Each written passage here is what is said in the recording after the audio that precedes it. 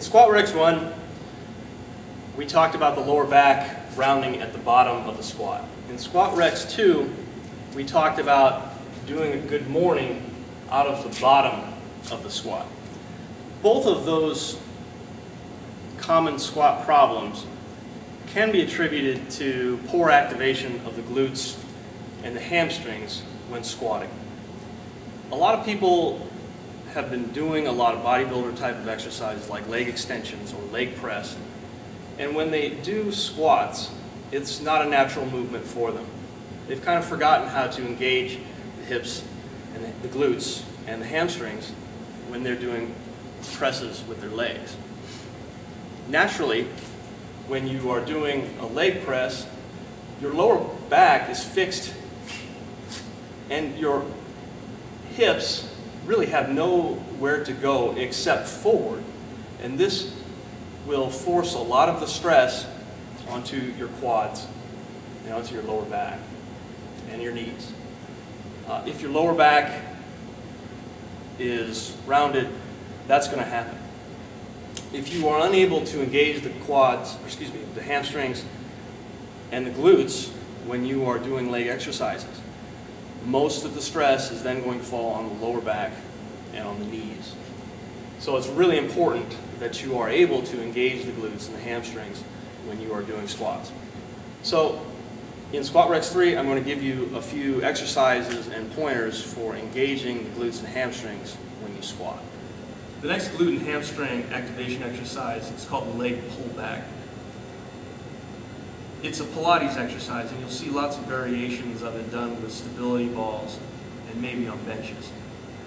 Basically, all you do is you sit in an L position with your hands behind you, facing your back, your fingers pointing towards your back. You're going to push using your feet and pulling your upper body and your middle of your body up, straight, here. Now, you want to be putting all the weight into your heel so that you are feeling it in your hamstrings and your glutes. From this position, you're going to lift one leg up. And you want to make sure that the midline of your body is not sinking as you do this. It's pretty difficult, but people who are good at this exercise will be able to lift their leg much higher than people who are unable to activate those hips and hamstrings. It's a pretty challenging exercise. Give it a shot. Last time on Squat Rex, we mentioned wide stance squats as a great exercise to engage the hips and the hamstrings. I want to show those one more time just to emphasize what a great exercise they really are. When you set up for a wide stance squat, you want to make sure that you're as tight as you can possibly be, just as you would be with a sumo deadlift or any other heavy lift. Make sure that you're as tight as you can possibly be. Head up, chest out, stomach tight, hips, hamstrings, just about everything as tight as you can possibly be. Okay? Take a breath in, descend, and up. Keep that weight on your heels. If that weight drifts onto your toes, you're really going to be taking a lot of stress off of the hip and the hamstrings. Ease out, and drive. Wide stance squats. We talked about doing a good morning out of the bottom of the squat on Squat Rex 2. That's something you want to avoid. But the good morning is a great exercise to help you engage the glutes and the hamstrings if you do it correctly. If you're a beginner to squatting, it's probably not an exercise that you want to do because it might interfere with your ability to get used to just the basic squat. You might end up doing a good morning just because you've learned the pattern of doing good mornings, and you might carry that over into your squat. But if you're fairly familiar with the squat already, the good morning is a great exercise for you to try. You're going to carry the bar either in a high bar squat position or a low bar squat position. It doesn't really matter which position you use. However, if you use the high bar position on your traps, it's probably going to limit how low you can go in the good morning, because at some point in your good morning, if the weight is heavy enough, it's going to roll forward on you. So whether you use a high bar or low bar squat is up to you, but if you were plan on going low, you probably want to start with a low bar squat position.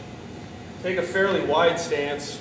There's a million variations of a good morning, but if you're specifically trying to hit the hips, the glutes, and the hamstrings, in my opinion, a wider stance is preferable. Take a wider stance, turn your toes slightly out, keep that stomach tight, make sure you have a good tight arch, keep that chest out. You're going to force the hips back, hips go back, hips go back, hips go back the entire way, and then bring your hips forward and through. A great exercise you hardly ever see in the gym is the one-legged deadlift. It's a great exercise for waking up your glutes and your hamstrings. With the one-legged deadlift, you're only going to be deadlifting on one foot, and one leg is going to be suspended behind you. Pretend like you're picking up something off the ground.